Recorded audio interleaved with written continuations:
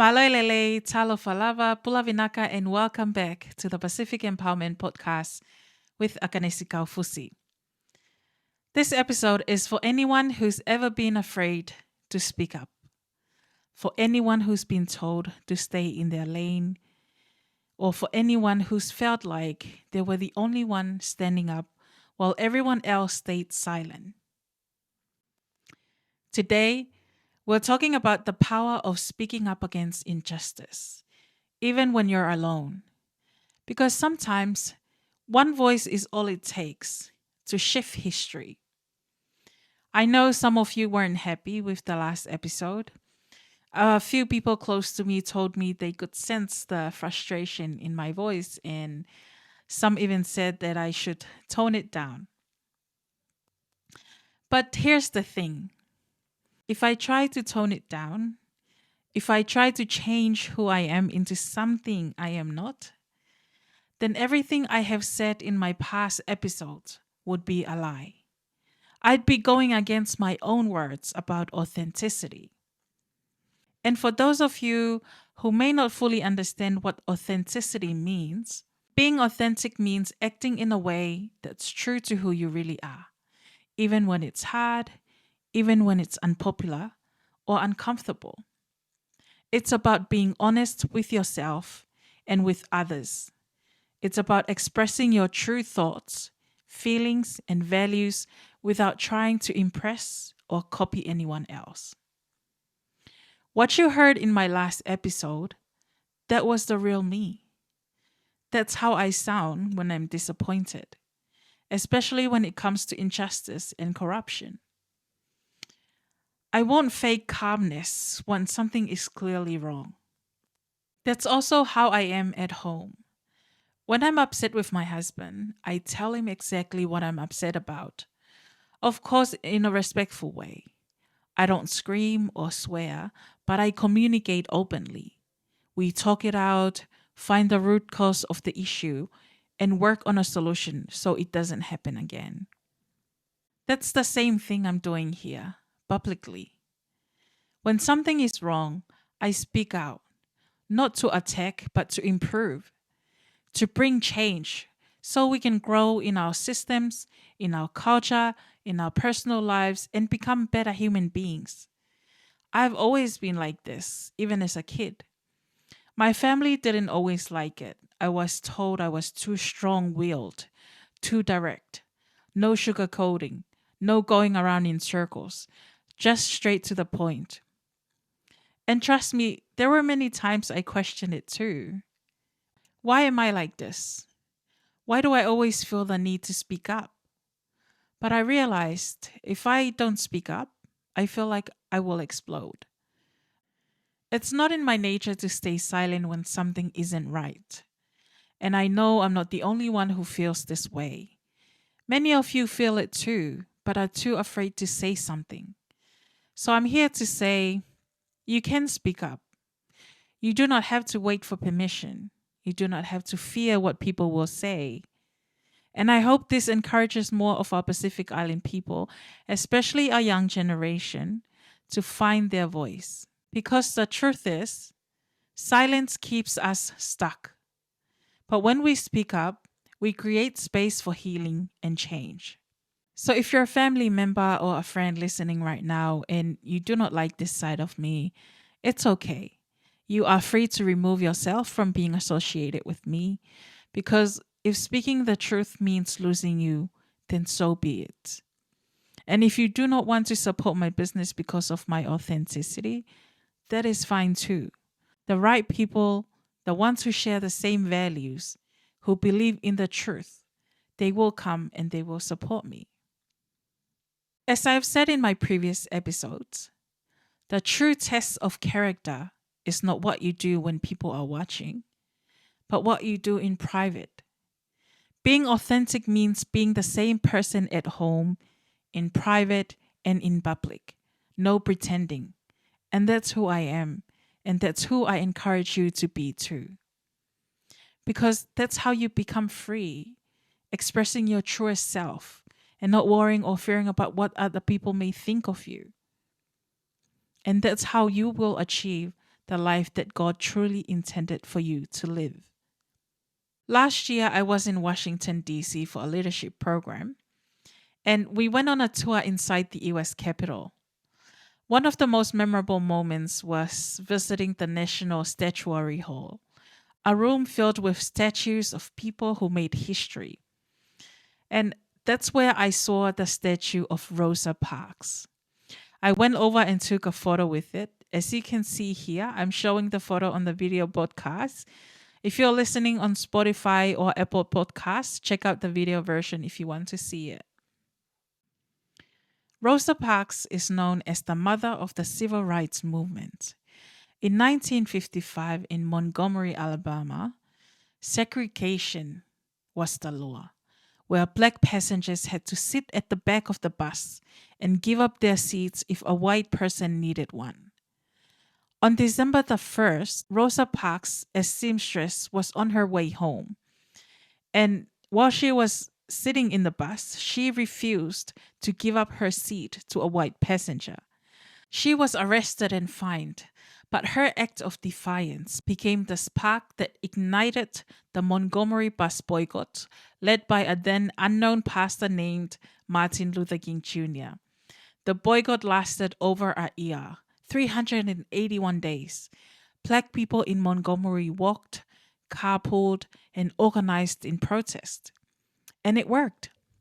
In 1956, the Supreme Court ruled that segregation on public buses was unconstitutional, thanks to the case Browder versus Gale, which followed directly after Parks' arrest. And Rosa Parks said, "You must never be fearful about what you are doing when it is right." So when people say one person can't make a difference, you have to remember Rosa Parks' story. She didn't just change a law, she changed a nation's conscience. We can also learn from Malala Yousafzai, a teenage voice that shook the world. We can fast forward to Pakistan. Malala Yousafzai was just 11 when she started writing a blog under a fake name for the BBC, describing life under the Taliban in the Swat Valley, especially how girls were banned from going to school. At 15, she was shot in the head on her school bus by a Taliban gunman. Most people would have given up, but Malala didn't. She survived and came back louder, bolder, and with the world behind her. She spoke at the United Nations. She co-authored a memoir, and in 2014, she became the youngest Nobel Peace Prize laureate in history at just 17 years old. Her activism helped pressure Pakistan to pass its first right to education bill and increased global funding for girls' education. She said, "When the world is silent, even one voice becomes powerful." And it's true. Her bravery reminds us that your age, your gender, your background doesn't matter. It doesn't disqualify you from speaking the truth and making a change in your culture, in your community, and in your society. Let's go back a few decades to colonial India. Mahatma Gandhi, a lawyer turned activist, returned from South Africa to lead India's freedom movement, not through violence, but through non-violent civil disobedience. One of his most iconic acts was the Sword March in 1930, a 240-mile walk to the sea to make salt, defying British colonial law. Why salt, you may ask? Because at that time, Britain had made it illegal for Indians to collect or sell salt, forcing them to buy it at high prices. It was a small thing, but a symbolic act. That march sparked nationwide protest and arrest. Eventually, Gandhi's tactics forced Britain to negotiate and began a chain of events that led to India's independence in 1947.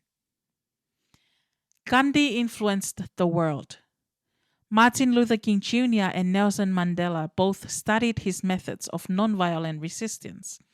In a gentle way, you can shake the world, Gandhi said. Let's go back to the United States. Martin Luther King didn't just preach. He organized peaceful marches, bus boycotts, sit ins, speeches that stirred the soul. His work led directly to the Civil Rights Act of 1964, which banned discrimination based on race, color, religion, sex, or national origin, and the Voting Rights Act of 1965, which outlawed discriminatory voting practices. Martin Luther King was jailed 29 times. He was threatened constantly, and ultimately, he was assassinated at just 39 years old. But in that short time, he moved mountains. He quoted, "Our lives begin to end the day we become silent about things that matter." What about Nelson Mandela from prisoner to president? In apartheid South Africa, Nelson Mandela was labeled a terrorist for fighting racial segregation. The word apartheid, for those of you who are not familiar, comes from the Afrikaans language and means being apart or separated. It was a system of laws in South Africa that kept people of different races apart. These laws separated people in every part of life, in politics, in jobs, in schools, and even where they were allowed to live. He was imprisoned for 27 years, much of it in a tiny cell on Robben Island. I read in a book how he was treated. He was treated like an animal when he was in prison. In one situation, they dug a hole. The prison guard dug a hole for him to lie in just so they can humiliate him and break him. But even then, Nelson Mandela never gave up. When he came out of prison, he wasn't seeking revenge. He was ready to forgive and bring people together. In 1994, he became the country's first black president, and he even invited some of the prison guards who had treated him badly to his presidential inauguration. Under his leadership, apartheid was dismantled, and South Africa held its first free and fair elections. Nelson Mandela said, "It always seems impossible until it is done." His journey shows us that sometimes speaking up can take decades, but justice always finds a way through. What about in this modern era? What is speaking up like in this modern era? We can learn from Colin Kaepernick. Sometimes courage looks like kneeling. In 2016, NFL quarterback Colin Kaepernick took a knee during the national anthem to protest police brutality against Black Americans. He was mocked, threatened, and effectively blacklisted from the NFL. But his quiet act of protest lit a global fire. Athletes across the world followed suit. The conversation around racial injustice, especially in policing, intensified. Though he still hasn't played in the NFL again, he has become a symbol of modern activism, showing that peaceful protest is still powerful. In the Nike ad that was featuring Kaepernick, it says, "Believe in something, even if it means sacrificing everything." Believes in something, even if it means sacrificing everything. We can also learn from modern whistleblowers Frances Haugen and Edward Snowden. We may have seen Edward Snowden all over the news a few years ago. And in our digital age, speaking out looks different. Frances Haugen exposed Facebook's internal data showing how the platform knowingly harmed teen mental health and fueled political division. Edward Snowden revealed the US government's mass surveillance programs. Both were heavily criticized. Both risked their safety, but both exposed truths that forced the world to reckon with hidden systems of control. So, what about us Pacific Islanders? We've now talked about global voices all over the world who have single handedly sparked a change in their community, in their country. What about us Pacific Islanders? Why do we stay silent when we see injustice in our own families, villages, churches, and systems? Let's be honest with ourselves. This hush hush culture, it's strong. We've been raised in it. We inherited it. From the time we were little, many of us were taught, don't question the elders. Don't talk back to your parents. Don't speak against the chief, the pastor, the village council, or your uncle. You have to stay in your place. Don't bring shame to the family. Sometimes we confuse respect with silence. We think being respectful means we can't call out what's wrong, even when it's hurting people, even when it's hurting us. Our culture of silence in many Pacific Island cultures, the hierarchy is deeply ingrained. The Matai system, the chiefly system, village leadership, all powerful, all respected. And don't get me wrong, there's beauty in that. There's order, identity, and honor. But when power goes unchecked, and when tradition becomes untouchable, that's where injustice hides. We see abuse in families, and we stay silent. We see mismanagement of community funds, and we stay silent. We see corruption in government or misuse of aid money, and we whispered about it in private, but never dare to speak about it publicly. Why? Why is that? Because we're afraid? Afraid of backlash? Afraid of being labeled disrespectful? Afraid of being disowned or shunned? Afraid of being accused of not being islander enough? But let me ask you this.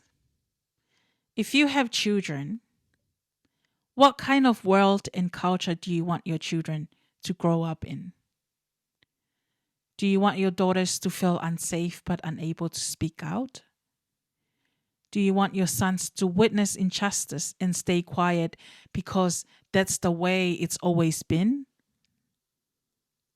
We can't keep passing down the same cycle of silence just because it's cultural. It's not right. And yes, we need to talk about our faith. Christianity is central in our Pacific communities. We are people of prayer, of worship, of church life. But sometimes we use religion to protect injustice. We say, only God can judge. Let's just pray for them. Forgive and forget. And while prayer and forgiveness are powerful, faith was never meant to be an excuse for silence. In fact, look at the Bible. It's full of prophets who spoke out against kings and leaders, people who used their voice, their courage, and their obedience to God to speak truth, even when it was dangerous, even when they were alone. Moses didn't grow up as a poor Hebrew slave. He was raised in the palace. He had comfort, power, and privilege.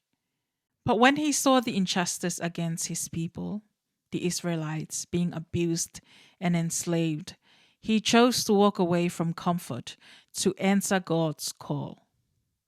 And let's be real. When God told him to go to Pharaoh and say, "Let my people go," Moses was scared. He made excuses. He didn't feel qualified. But he obeyed anyway. And because of that obedience, our whole nation was set free. As well as Esther. Esther was a queen. She could have stayed quiet and safe in the palace while her people were being destroyed. But her cousin Mordecai told her something powerful. Who knows if you were made queen for such a time as this? Esther prayed, fasted, and then went to the king, even though it could have cost her her life, to stop a planned genocide against her people. Because she spoke up, her people were saved. Even Jesus, he flipped tables in the temple. We often picture Jesus as gentle and kind, and yes, he was, but he was also bold. When he saw people using the temple, God's house, for money and greed, he flipped tables, literally. He called out religious leaders for being hypocrites. He defended the poor, the women, the outcast. He wasn't afraid to speak the truth. And that's what ultimately led to his crucifixion. But he never backed down. Jesus was love, but he was also justice. So, what's the message here? God has always used ordinary people to do extraordinary things, especially when they stand up for what is right. He doesn't just call us to pray and hope, He calls us to act, to speak out, to defend those who can't defend themselves. So when we speak up against injustice in our families, our churches, our governments, we're not being rebellious or dramatic. We're walking in the footsteps of Bible heroes. We're doing what God has always called His people to do: speak truth, love justice, and walk humbly. True faith doesn't hide behind silence. It leads with truth and love. So if you believe in God, then speak up for His people. Defend the weak. Confront the wrongdoing. That is faith in action. Breaking generational silence. We are the generation that can break this. We are educated. We have platforms. We have access to the world. And we have the responsibility to use our voice, not just for ourselves, but for our children, our communities, and for those who couldn't speak when it was their turn. We inherit the silence of our ancestors, but we don't have to pass it on. Let's create a Pacific where respect and truth can coexist, where tradition doesn't silence justice, where faith doesn't protect abuse, where young people can speak without fear. So I'll leave you with this. What are you staying silent about? What do you wish someone would say, but you're afraid to say it first? This episode isn't about blaming, it's about awakening. Because if we do not speak up, nothing changes. And if you ever feel alone in your truth, just remember every voice we talked about today once stood alone too, but they spoke anyway. And you know what? After doing this episode, I've had a thought, a deep one. I've realized this podcast isn't just empowering Pacific Islanders through mindset and motivation. It's also about giving us a platform to speak out, to tell our stories, to expose injustice, to bring what's been hidden into the light. So I want to open an invitation to you, whoever is listening or watching right now. If you are a Pacific Islander and you have a story to tell, maybe it's about domestic violence, corruption, workplace injustice, or anything else you've been holding in, I would love to hear from you. I would love to have you join me on this podcast for a conversation, a real one. Because remember, change only happens when we speak up. And if you're not comfortable speaking publicly, that's okay too. You're more than welcome to email us your story anonymously, and I'll read it out on the podcast so we can unpack it together, respectfully, honestly, and with care. Our email is pacificempowerment.podcast@gmail.com, pacificempowerment.podcast@gmail.com. You do not have to be perfect. You just have to be real, authentically you. Thank you so much for tuning in. Stay safe, stay strong, and never be afraid to use your voice.